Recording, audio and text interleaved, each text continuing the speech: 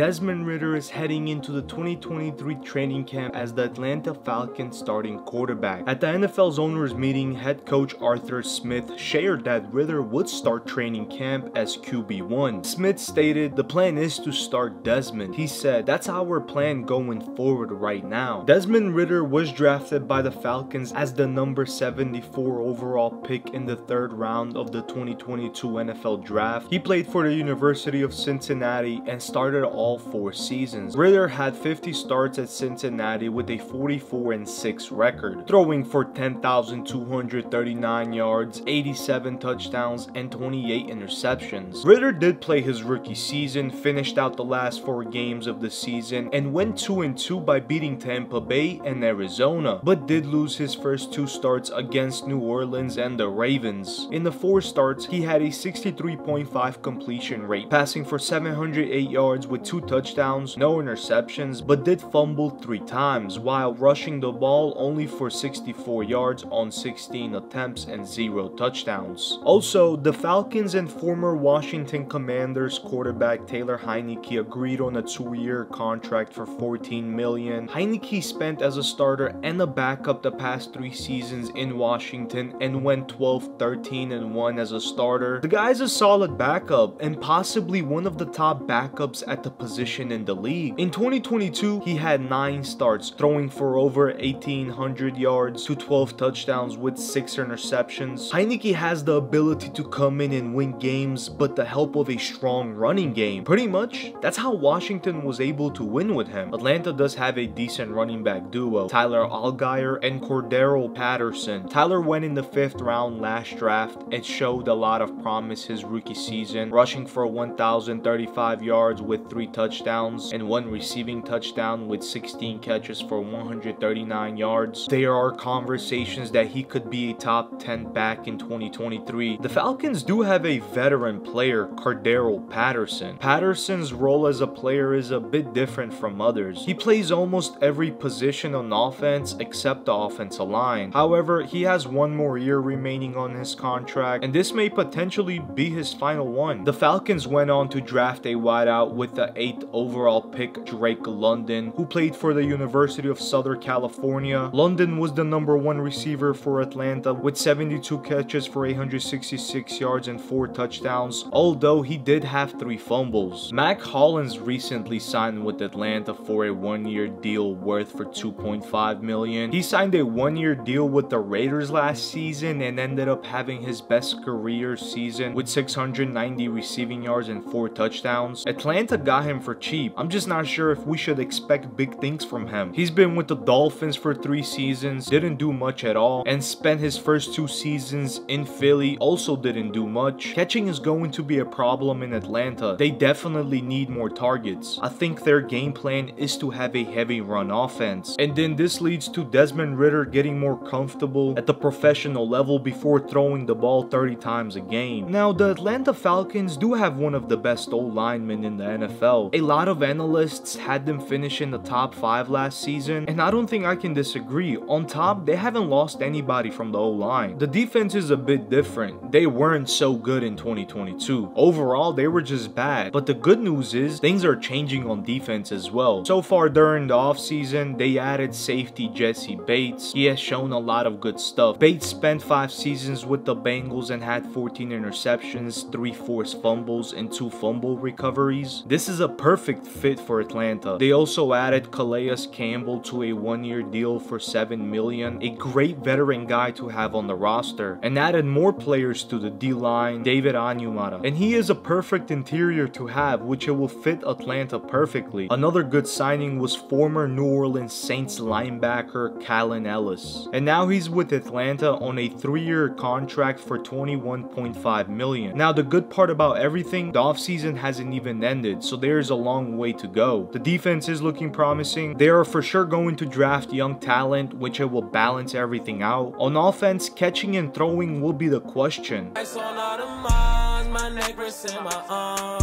Bitch, we some stars, pull up in foreign cars.